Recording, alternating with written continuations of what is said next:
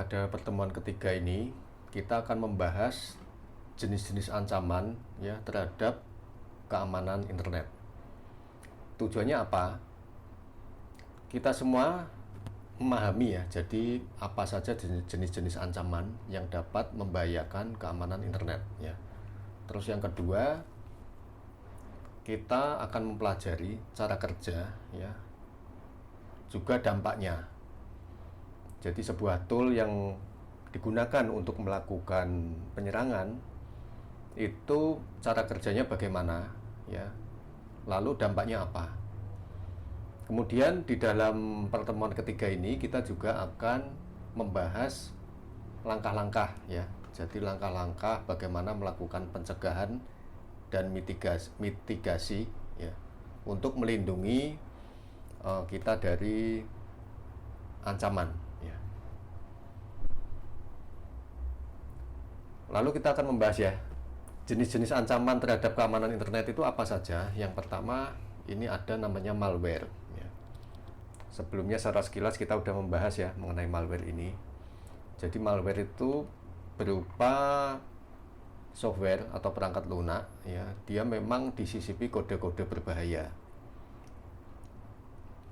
Tujuannya apa? Itu nanti akan merusak ya, melakukan perusakan data atau melakukan pencurian data ya. Contoh dari malware ini misalnya virus ya, virus, trojan host, ransomware, dan spyware ya. Jadi dari masa ke masa itu membuat virus itu semakin mudah ya, bahkan ada toolnya. Terus bentuk codingannya itu juga tidak membutuhkan logika yang terlalu rumit ya, seperti kalau zaman dulu kita membuat virus itu sangatlah sulit. Kita harus mengatur bagaimana melakukan residen ya, jadi program itu bisa suatu aplikasi atau program itu bisa residen di dalam memori, dia melakukan pencegatan sebuah interrupt dan sebagainya. Konsepnya sama, hampir sama yang dilakukan sekarang, cuman bedanya toolnya banyak dan bahasa pemrograman yang digunakan itu lebih simpel ya, sehingga virus, trojan host, ransom, spyware ini sangat banyak sekarang. Ada yang bisa dideteksi oleh antivirus dan ada yang belum, karena begini, antivirus itu biasanya dia terlambat ya. Jadi setelah suatu virus itu tersebar, ada laporan, ada anomali, baru perusahaan antivirus itu akan melakukan mitigasi ya.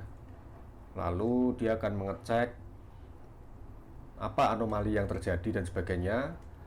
Terus berdasarkan ciri-ciri itu dia akan membuat pola ya, pengenalan pola di dalam antivirus tersebut, sehingga bisa mendeteksi adanya virus atau malware yang baru tersebut ya. Tapi biasanya ini telat, makanya kita tetap harus waspada apabila komputer kita itu mengalami suatu hal yang kira-kira itu nggak normal gitu ya, atau mengalami hal-hal yang harusnya begini kok tiba-tiba beda gitu ya, itu patut atau harus kita waspadai ya.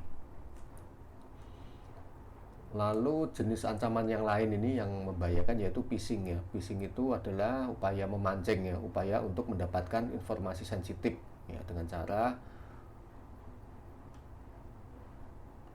dipancing ya, si korban itu dipancing sehingga dia memberikan informasi ya, informasi yang sifatnya sensitif ya. Ini dipancing atau menyamar sebagai entitas terpercaya seperti yang sudah dibahas di pertemuan sebelumnya ya. Dia menyamar sebagai bank atau apa, misalnya kita punya akun di salah satu bank gitu ya, dia menyamar sebagai bank tersebut, lalu mereka meminta informasi yang sifatnya sensitif seperti password, terus user dan sebagainya, sehingga nanti kalau kita memberikan informasi tersebut, maka dia akan melakukan pencurian ya, melakukan akses ilegal berdasarkan informasi yang dia dapat. Ada DDoS Ya, DDoS ini serangan yang bertujuan untuk membuat layanan atau sumber daya tidak tersedia. Ya.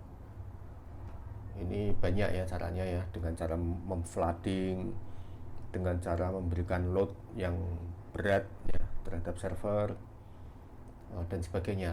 Ya. Bedanya DOS sama DDoS ini, kalau DOS itu dilakukan host to host ya, jadi satu penyerang menyerang satu target. Tapi kalau DDoS ini sudah terdistribusi, jadi nanti modelnya beberapa host yang sudah menjadi pangkalan ya, menjadi pangkalan dari DDoS ini akan menyerang secara bersama-sama ya. Jadi ibaratnya itu mengkeroyok target, sehingga target itu akan mengalami istilahnya gangguan ya. Lalu ada man in the middle attack ya. Jadi ini dari istilahnya aja ya, man in the middle. Jadi dia di tengah-tengah ya. Dia ada seseorang yang berada di tengah-tengah dan melakukan penyerangan. Penyerang mencuri dan memanipulasi data yang dikirimkan antara dua pihak yang berkomunikasi. Jadi artinya ketika kita sedang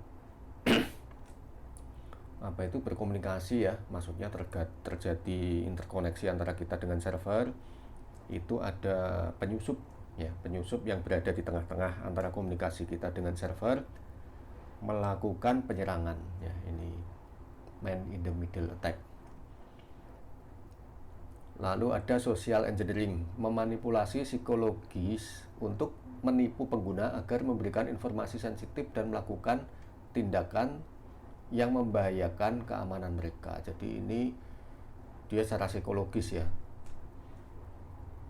Jadi contohnya diajak omong-omong gitu kan, atau diajak chatting dan sebagainya, sehingga dia tanpa sadar si korban ini memberikan informasi sensitif ya.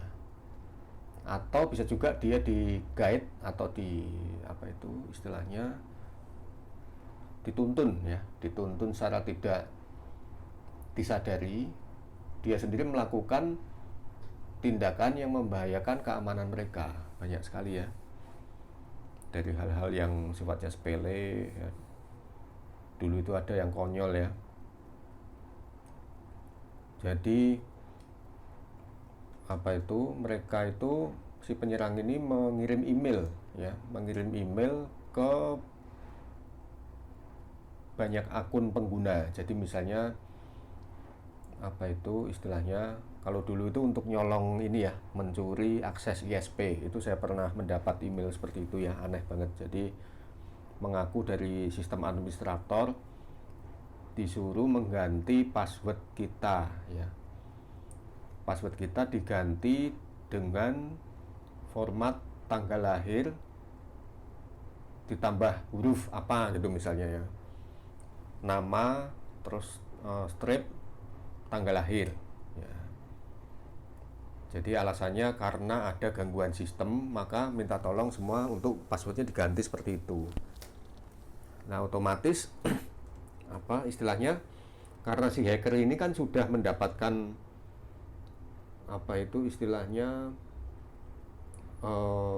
data tanggal lahir dan sebagainya, maka akan dengan mudah untuk menjebol ya. Atau bisa juga passwordnya diganti username plus angka misalnya 007. Nah itu kalau kita nggak tahu, kita akan melakukan di guide seperti itu ya, dituntun seperti itu, kita ganti passwordnya, ya udah jebol ya. Lalu ada istilahnya zero day attack ya, serangan yang memanfaatkan kerentanan software yang belum diketahui oleh vendor software. Jadi suatu program atau software ini ada suatu kelemahan ya, atau lubang keamanan, tapi si pembuatnya itu belum tahu, atau vendor yang bikin software itu belum tahu, dia belum melakukan patch, belum melakukan istilahnya perbaikan, tapi udah kena serangan ini ya, zero day attack ini. Ada SQL injection, yaitu serangan yang menyuntikkan kode SQL ya. ke dalam database untuk mencuri atau memanipulasi data. Biasanya ini web based ya, tapi nggak selalu ya, nggak selalu web based. Pokoknya apapun yang mana kita bisa menyuntikkan atau menyertakan suatu kode SQL sehingga si korban itu atau aplikasi korbannya itu terakses ya. Jadi SQL-nya terakses sesuai dengan apa yang kode yang kita suntikkan melalui inputan ya. Ada cross-site scripting atau XSS, yaitu serangan yang menyuntikkan kode JavaScript berbahaya ke dalam situs web ya. Jadi kode JavaScript ini biasanya disuntikkan ke dalam suatu situs ya, dalam situs website. Nanti tujuannya adalah untuk mencuri informasi yang sensitif ya. Jadi menyuntikannya itu ya berarti kode ini kode dari luar ya, cross site, bukan dari situs tersebut. Nah ini tadi udah dibahas ya, malware. Malware ini contohnya virus ya, menginfeksi file, menyebar dari suatu komputer ke komputer lain ya. Contohnya ini WannaCry ya, ransomware dan sebagainya. Banyak sekali ya virus ya, dari zaman ke zaman itu selalu berkembang. Trojan ya, Trojan itu menyamar sebagai program yang sah. Nah, ini untuk menipu pengguna agar diinstal. Contohnya adalah ini ya, Zeus Trojan. Ransomware ini mengunci ya, mengenkrypt data. Dan nanti dia minta tebusan. Nah, banyak ya. Biasanya nanti mintanya menggunakan pembayaran yang sulit dilacak ya, misalnya menggunakan kripto. Nah, nanti bayar sekian Bitcoin gitu ya, atau sekian XMR ya, Monero dan sebagainya, atau mungkin Ethereum. Jadi pembayarannya lewat kripto. Biasanya seperti itu. Ada spyware ya, yaitu memata-matai aktivitas pengguna. Misalnya ini ya, Pegasus spyware. Bisa juga seperti Kilogre ya dan sebagainya. Pokoknya untuk memata-matai si pengguna. Nah, cara kerjanya ini ya, malware tadi cara kerjanya adalah masuk ke satu file, mengunduh file yang terinfeksi dari internet, membuka lampiran email ya, kita dikasih email lalu kita klik ya, lalu install ya, terus mengklik tautan yang berbahaya URL ya, jadi ada linknya, kita klik, nanti ternyata itu adalah malware ya. Lalu menginstal perangkat lunak dari sumber yang tidak terpercaya. Jadi ada website atau apa gitu ya, jualan software atau memberikan software gratis, ternyata setelah diinstal dalamnya malware ya. Bahkan dia bisa mengaku sebagai antivirus, bahkan bisa suruh beli juga loh itu. Jadi pura-puranya bonafit gitu ya, kita disuruh beli antivirus. Nah nanti ternyata itu adalah untuk menginstal malware ya. Nah dampaknya itu pasti merusak ya, merusak file, sistem operasi, mencuri informasi sensitif ya, misalnya password, data keuangan ya, memata-matai aktivitas pengguna atau mengambil alih kendali komputer kita. Nah ini contoh-contoh kasusnya ya. Contoh kasusnya kalau ransomware WannaCry ya, ini dulu menyerang rumah sakit Darmais dan Harapan Kita. Ini rumah sakit aja diserang ya, sampai menimbulkan suatu hal yang merugikan ya. Bahkan ini kan berkaitan dengan data pasien, dengan rekam medik dan sebagainya. Mereka nggak peduli ya, tetap minta tebusan.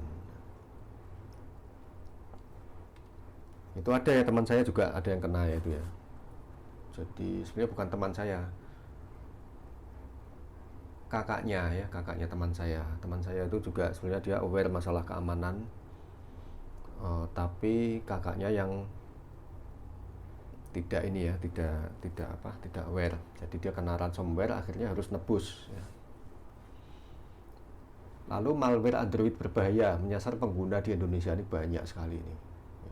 Hati-hati ya Anda kalau menggunakan Android, apalagi dikasih APK ya, nanti nggak tahu diinstal, terus udah diinstal sebenarnya diperingatkan ini dari sumber yang tidak terpercaya, tetap aja diklik ya, diklik. Terus nanti ini minta akses ya, aksesnya untuk akses file, akses GPS, akses macam-macam gitu ya, tetap aja diklik.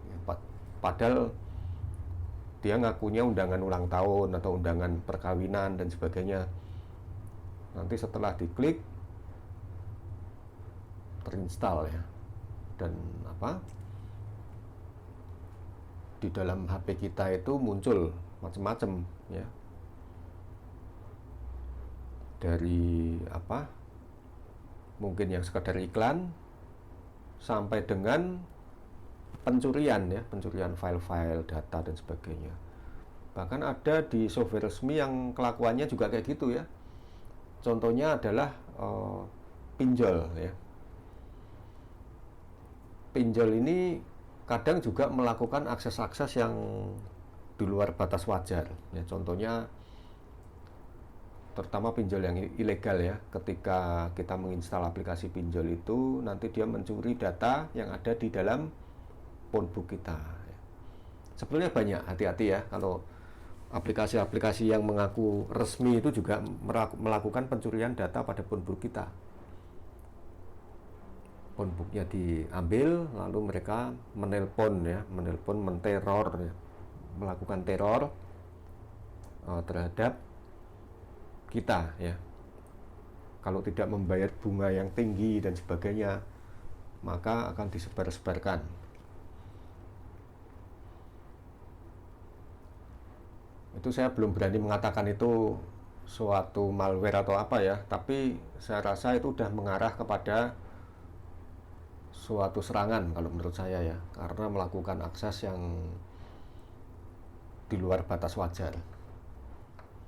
Lalu serangan ransomware Konti pada BI ya.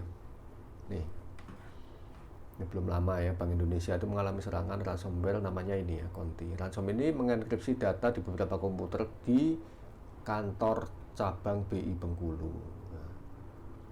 BI berhasil memulihkan sistemnya tanpa membayar tebusan. Namun serangan ini menunjukkan bahwa infrastruktur kritis ya di Indonesia itu dapat menjadi sasaran. Nah, sasaran dari serangan. Lalu malware Xloader ini menginfeksi jutaan perangkat di Indonesia, banyak sekali ya ini yang kena ya tahun 2021. Kaspersky baru menemukan setelah nyebar banyak ini. Nah, malware ini mencuri data pribadi dan keuangan pengguna. Nah, tips pencegahan malware ya, selalu gunakan antivirus, anti spyware yang terpercaya. Jadi hati-hati ya, jangan milih antivirus atau anti spyware yang nggak jelas ya. Kita download aja, asal download tulisannya anti spyware, antivirus, ternyata dia sendiri malware ya. Itu banyak ya kasus seperti itu ya. Pura-puranya bilang komputer Anda terinfeksi virus gini. Terus silakan istilahnya install ini untuk mengatasi permasalahan. Nah, kita kayak di guide ya, dituntun. Jadi sebenarnya sistem kita itu aman-aman aja, nggak ada masalah gitu, tapi dimunculkan peringatan kena virus, hati-hati. Nah, terus nanti kita dituntun untuk install ya, install ternyata malah yang diinstal itu adalah virus. Nah, hati-hati. Lalu perbarui perangkat lunak dan sistem operasi Anda secara teratur ya, update. Jadi perangkat lunak kita update, sistem operasi juga kita update. Jangan mengunduh aplikasi dari luar sumber yang resmi ya, maksudnya jangan mengunduh dan menginstal dari sumber yang tidak jelas gitu ya. Ambillah dari yang resmi saja. Lalu hati-hati saat membuka email dan lampiran dari sumber yang tidak dikenal ya. Ini hati-hati. Jangan mengklik tautan yang mencurigakan. Dikasih link ya jangan sembarangan diklik ya. Gunakan kata sandi yang kuat dan unik untuk setiap akun online Anda ya. Jadi kata sandinya yang kuat, tidak mudah ditebak, berisi huruf besar dan kecil, angka dan karakter khusus, misalnya string, pagar, tanda petik dan sebagainya ya. Aktifkan autentikasi ini ya, 2 faktor. Banyak ya, jadi ada challenge-nya, nanti terus kita lakukan autentikasi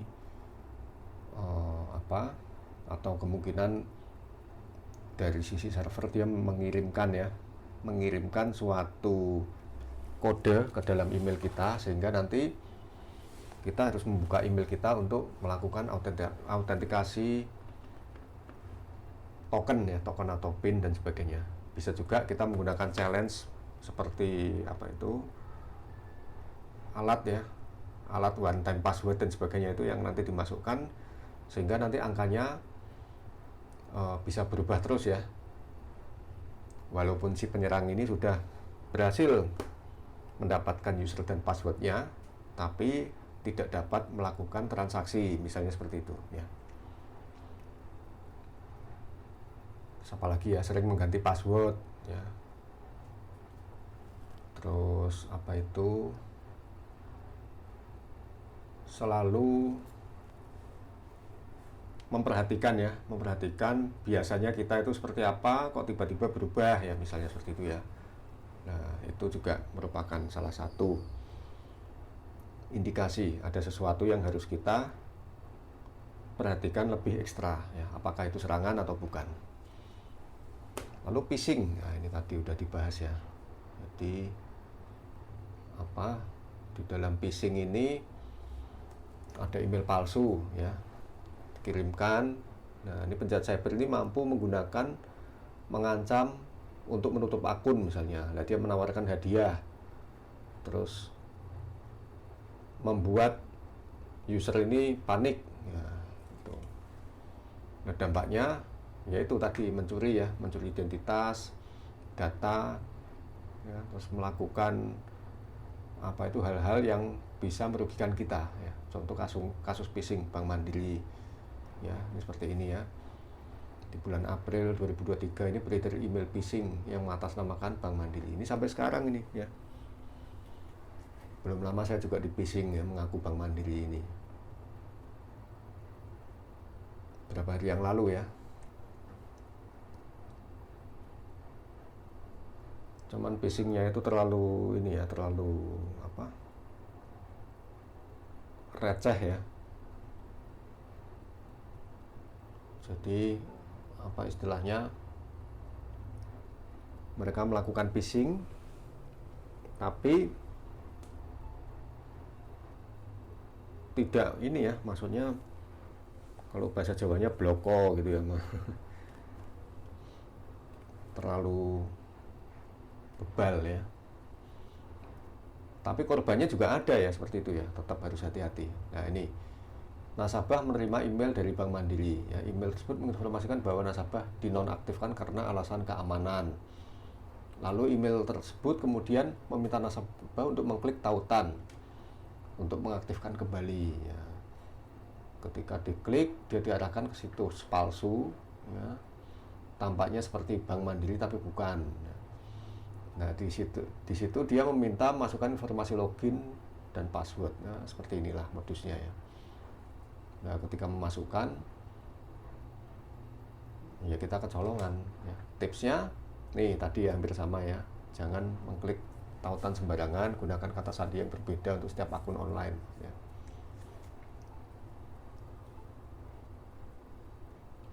Jadi kita di akun A, akun B, akun C, sebisa mungkin passwordnya beda ya, jangan sama ya. Cuman jangan sampai lupa ya, nanti kita di situs A, situs B, situs C, kita lupa passwordnya. Kita bisa aja misalnya kita daftar di toko online, kita passwordnya disamakan dengan akun bank ya, akun bank kita. Nah nanti kan otomatis yang di toko online itu bisa tahu kan password kita apa, misalnya kan dilakukan sniff ya, bukan sniff, disimpan misalnya di sana memang sengaja gitu. Dia memang betul-betul pertama jualan ya, jualan. Nanti setelah itu sebulan 2 bulan kemudian tokonya tutup ya, tutup udah tidak jualan lagi. Lah akun-akun yang sudah masuk itu dikumpulkan, nanti dia akan mencoba ya, wah kira-kira orang ini punya internet banking enggak ya, kira-kira usernya apa, kita tebak gitu, ditebak oleh si pelaku kejahatan ini. Nah nanti dia masuk ke sana ya, masuk, dan kita sudah terkena phishing ya, salah satu modus phishing. Nah, periksa URL, jadi kita cek URL-nya itu benar apa enggak ya. Terus gunakan kata sandi yang kuat dan unik setiap akun online tadi udah, waspada terhadap email, teks, pesan media sosial dan sebagainya ya. Kita selalu waspada kalau ada yang mencurigakan, jangan sembarangan kita aktivasi ya, atau kita klik atau kita install dan sebagainya. DDoS ya, ini contohnya ini ya, serangan supaya web nggak jalan ya, diserang itu dibuat banjir ya, di flooding atau lalu lintasnya dipenuhin ya, sehingga tidak dapat melayani permintaan yang benar, di sananya sibuk gitu. Nah ini akibatnya kalau DDoS kan situs kita down ya, kita jadi, kalau kita punya toko online di DDoS gitu ya, otomatis nggak ada yang bisa buka ya. Terus gangguan layanan bagi pengguna, terus kerusakan reputasi. Pencegahan, nah ini gunakan layanan mitigasi DDoS, jadi dilakukan mitigasi DDoS ya, lalu diblokir ya dengan firewall ya, terus dengan dipantau secara konstan, diblokirin manual juga bisa ya. Batasi akses ke server ini ya, contohnya dengan firewall tadi tuh ya, dengan firewall, dengan melakukan pembatasan soket ya, melakukan filter IP, terus melakukan pembatasan resource ya, jadi ketika satu request itu resource-nya ya dibatasi ya, jangan sampai habis. Lalu ini ya, man in the middle attack. Nah ini penyerang mencegat komunikasi antara pengguna dan situs web bank ya, misalnya bank itu, kalau man in the middle attack di bank ya. Terus yang kedua contohnya mencegat komunikasi antara dua perangkat wifi publik biasanya, sehingga nanti bisa dilakukan ini ya, mencegat dan memanipulasi data yang dikirimkan antara kedua pihak. Dampaknya ini pencurian informasi, penipuan, pemalsuan data ya. Nah pencegahannya gunakan koneksi internet yang aman ya, misalnya VPN.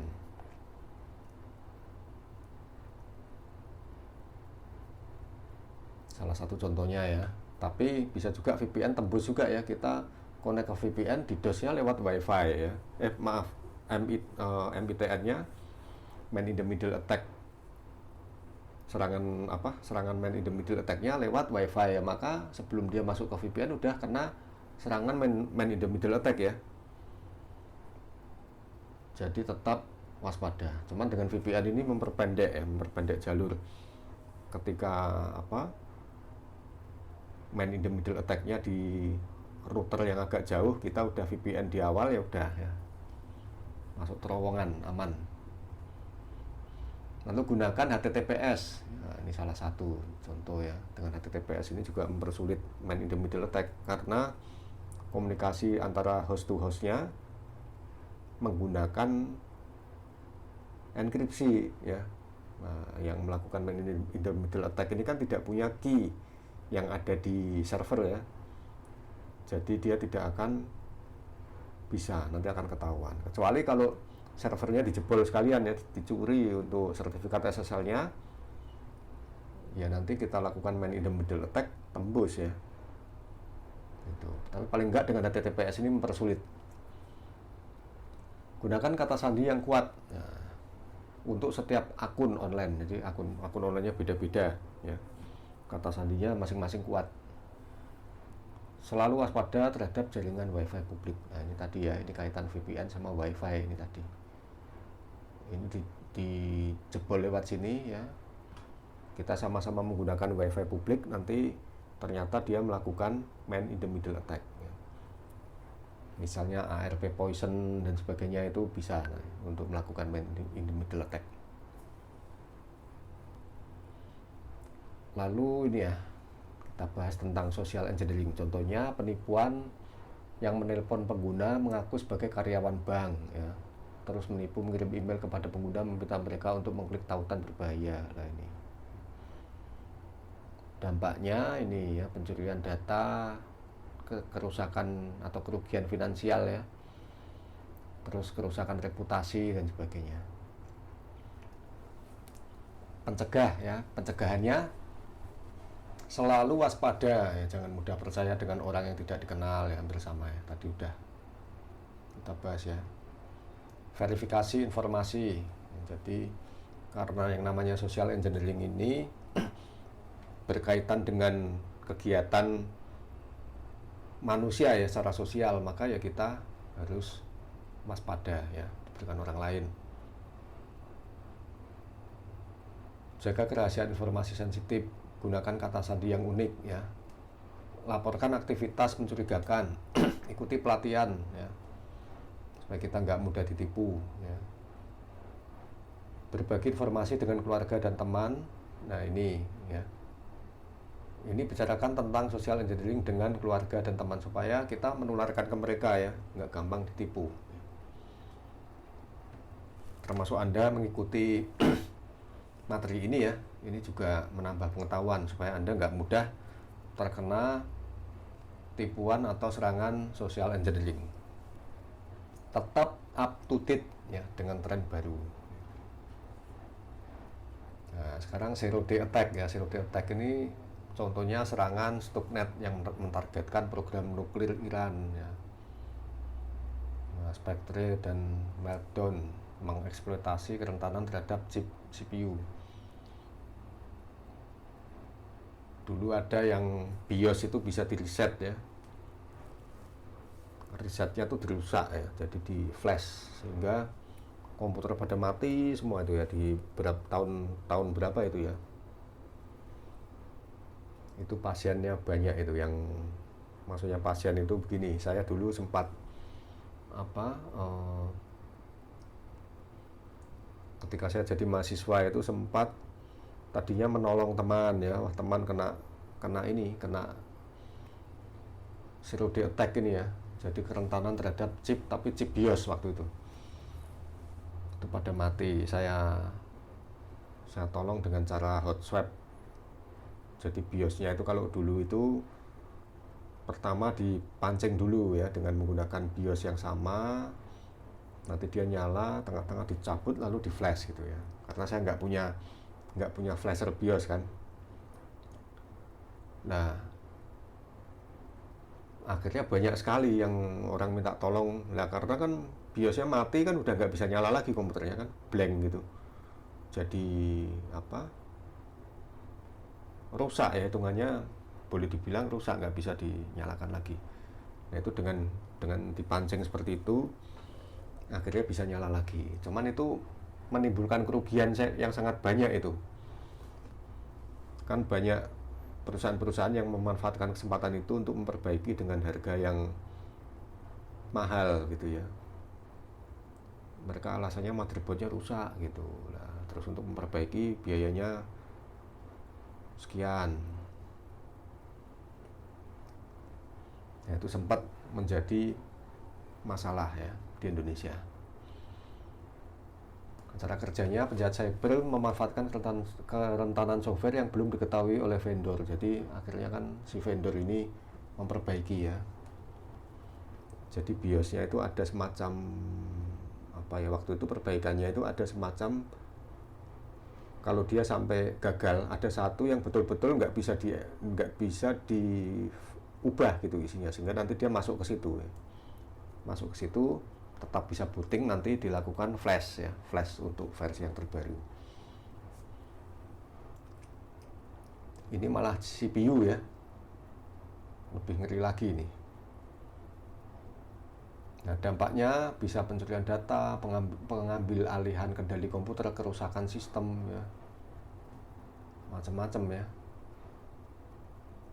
Kalau kerusakan sistem kan kayak tadi ketahuan, kalau pengambil alihan kendali komputer ini nggak ketahuan, tiba-tiba mereka nyolong ya, melakukan pencurian dan sebagainya, lebih halus ya. Nah, pencegahan, install patch ya, gunakan perangkat lunak, antivirus, anti spyware, batasi akses ke sistem dan data. Lalu kita juga melakukan pemantauan jaringan ya, secara konstan ya, secara konsisten. Kemudian serangan SQL injection. Nah, ini tadi udah dibahas ya, menyuntikkan kode SQL ke dalam formulir situs web. Nah, contohnya ya. Jadi ada I/O, ada situs mengisi form, login dan sebagainya, kita suntikan, kita sertakan kode SQL, sehingga kita sebagai penyerang itu bisa mengakses ya,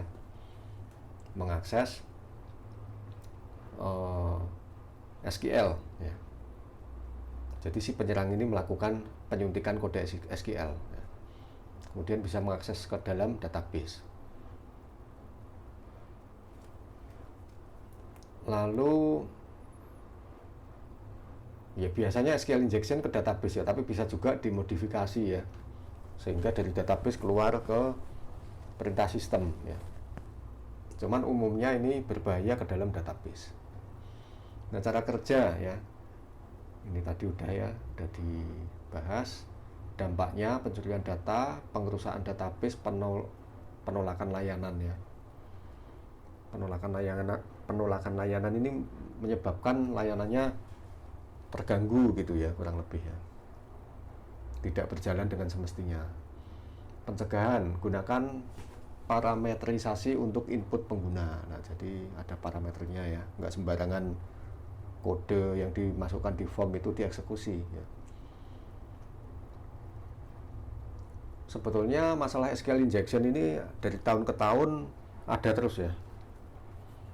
Jadi ditutup, muncullah ide kreatif lain untuk memanipulasi penutupnya sehingga tembus lagi ya. Tembus lagi, ditutup lagi. Si hacker ini lebih kreatif ya. Oh, dia ketutup di sini. Nah, maka kode SQL injection-nya diganti lagi, lubang lagi ya. Itu pada modul-modul dan sebagainya. Jadi tetap kita harus waspada ya. Nah, ini validasi input pengguna ini juga kita mengikuti perkembangan dari lubang keamanan ya. Gunakan firewall aplikasi web. Jadi firewall aplikasi web ini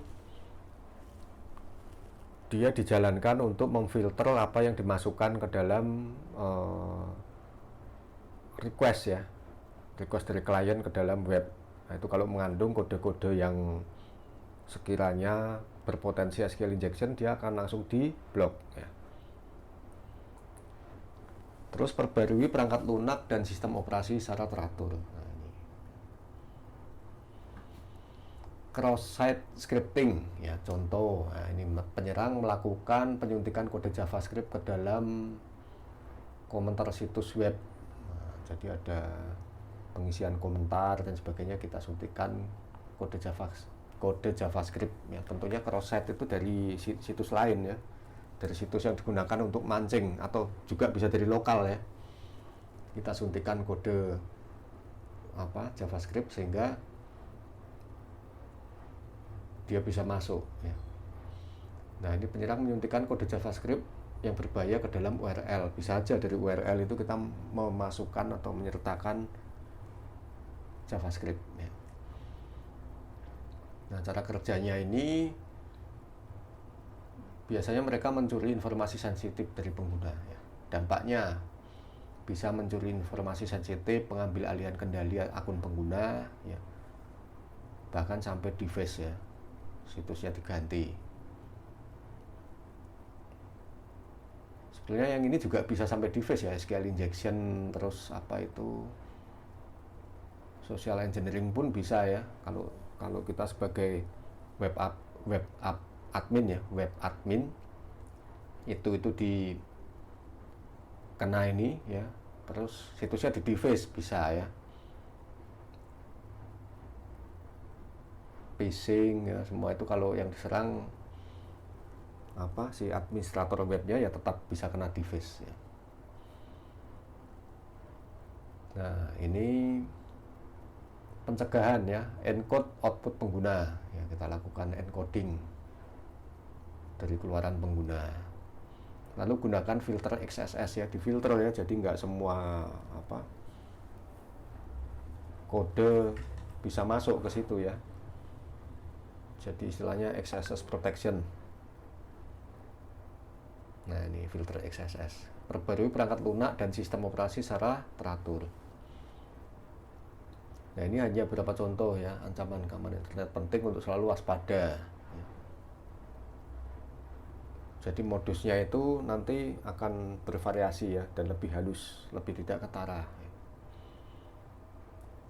Nah, ini tadi ada ya, ini kita belajar tentang kasus ancaman terkenal dalam sejarah ya, Morris Worm di tahun 1988. Robert Morris menginfeksi 6.000 komputer di internet, menyebabkan kerusakan sampai jutaan dolar ya, nggak main-main ini. Virus I Love You, nah, ini tahun 2000 ya, dulu sangat ngetop ini. Ini menyebar di seluruh dunia ya, jutaan komputer kena. Nah, kerugian akibat dari virus I Love You ini miliaran dolar ya. Ada kasus Stuxnet 2010 ya. Ini mentargetkan program nuklir Iran ya, menyebabkan kerusakan signifikan pada infrastruktur nuklir. Lalu WannaCry 2017 ya, ini termasuk ransomware yang minta tebusan ya, termasuk rumah sakit, perusahaan. Kerugian finansialnya besar nih. Variannya ini banyak ya, karena untuk membuat virus ransom ini toolnya juga banyak ya.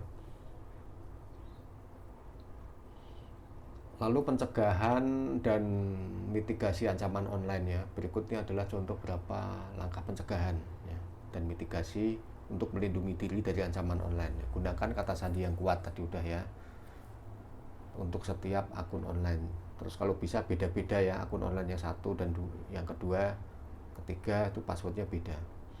Install perangkat lunak antivirus, anti spyware ya tadi udah ya, tapi tentunya yang terpercaya, nggak sembarangan. Lalu perbarui perangkat lunak dan sistem operasi secara teratur. Berhati-hati saat membuka email ya, lampiran ini juga hati-hati ya, jangan sembarangan diklik ya. Ini juga tautan nih, jangan sembarangan diklik, jangan sembarangan membuka file dari sumber yang nggak jelas ya.